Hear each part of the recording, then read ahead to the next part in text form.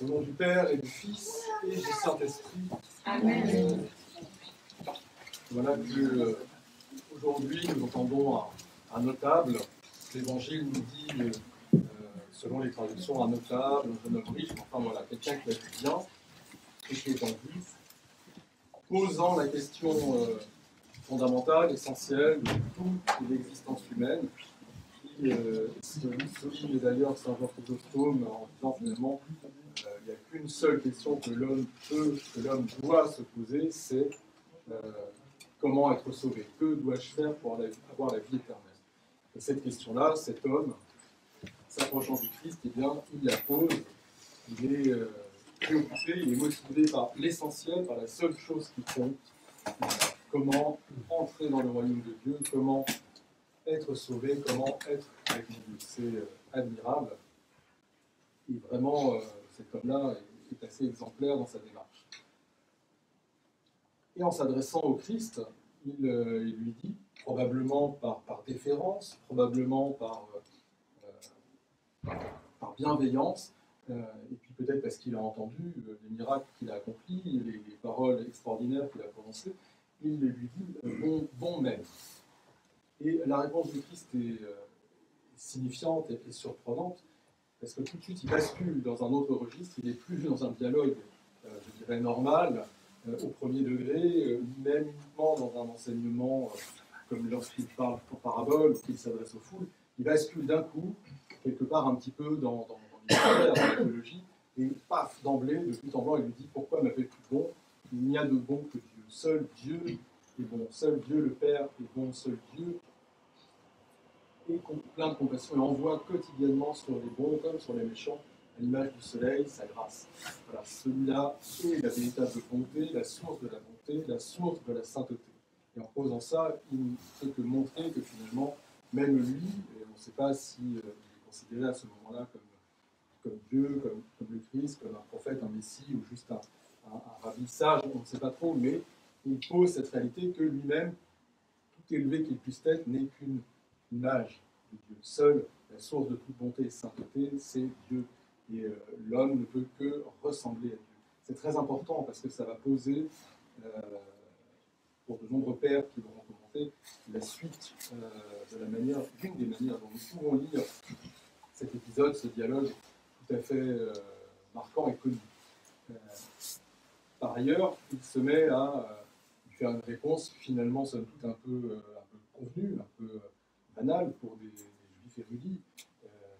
Il cite les commandements de la loi de Moïse, et puis il les cite alors dans le désordre, et essentiellement les commandements, on pourrait dire, concernant la morale, le comportement, dire ne fais pas ci, ne fais pas ça, fais ça.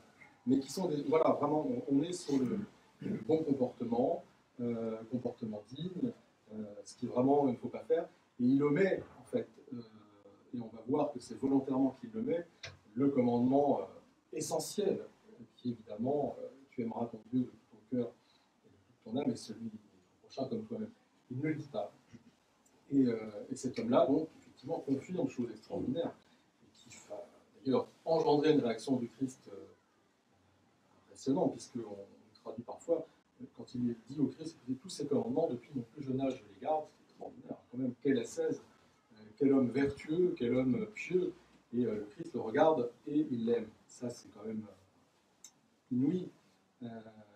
Voilà, il fait bien, il agit bien, il respecte la loi, il écoute la parole de Dieu. C'est admirable. Mais il a l'intuition, cet homme, qu'il manque quelque chose. Il manque quelque chose pour avoir la vie éternelle, pour entrer dans le royaume de Dieu. Et il pousse le Christ à lui révéler ce qui manque. Et le Christ ne va pas lui dire le commandement d'amour. Il ne dit pas ça directement. Il va en creux, autrement, manifester la chose d'une manière qui est intéressante.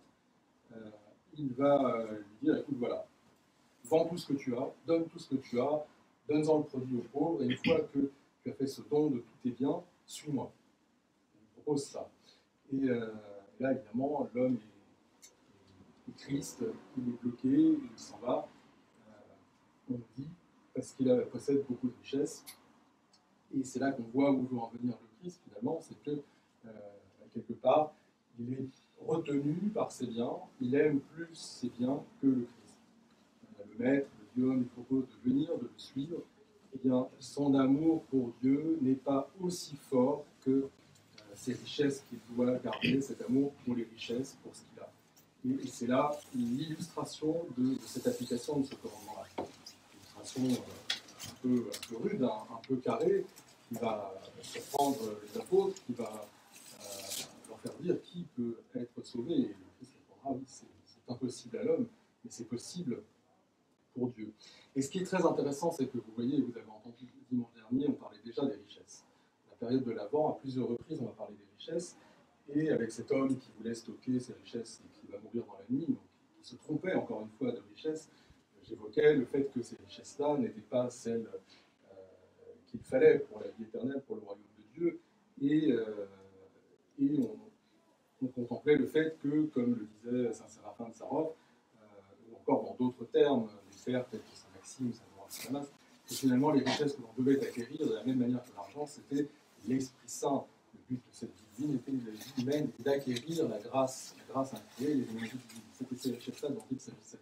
Et aujourd'hui, on retombe un peu dans ce thème-là, on voit qu'il y a un choix qui est fait entre l'amour de Dieu et du Christ et la richesse, et on peut se poser la question, mais finalement, que dit le Christ? Il pose quelque chose qui est aussi assez important pour nous, qui relève d'une notion tout à fait similaire, qui mène à la vérification du but de notre vie. Il disait en ce temps de l'Avent, on parle du fait que Dieu devient homme pour que l'homme devienne Dieu. Mais aussi, il nous dit, regardez, Dieu est bon. Si tu fais ces commandements-là, tu seras bon. Donc tu vas ressembler à Dieu. Et pour être complètement dans le royaume de Dieu, eh bien tu agis par amour pour ton Dieu et pour ton prochain. C'est-à-dire, c'est la même chose que donner toutes ces richesses, faire cela, parce que c'est ce que Dieu fait, parce que c'est ce que le Christ fait. Et ça nous pose la question, effectivement, centrale et que vient, comment pourrais-je dire, exalter l'incarnation à laquelle nous nous préparons.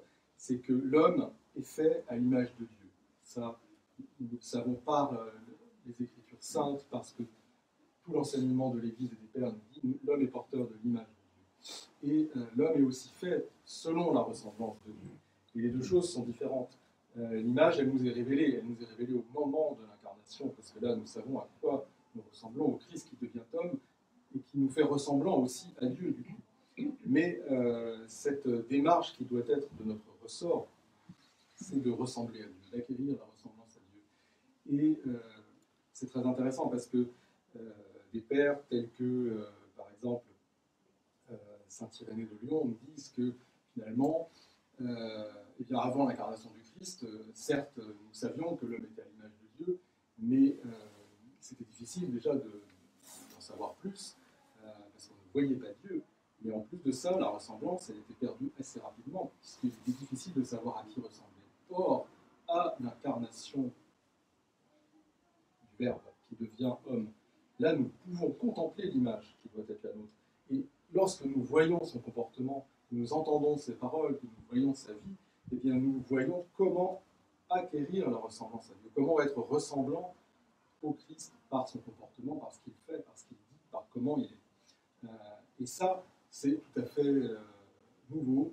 Et un père comme saint Irénée va le souligner, et d'autres pères, hein, même les pères cappadociens, comme saint Grégoire vont dire de toute façon, voilà, le fait que l'homme soit à l'image, ça veut dire qu'il est en voie de déification. C'est exactement de ça qu'il s'agit. Et saint Maxime le Confesseur va même préciser, en employant un mot encore différent, il va dire c'est l'homme est fait pour être christifié, pour devenir tellement semblable au Christ qu'il doit ressembler au Christ. Et bien voilà.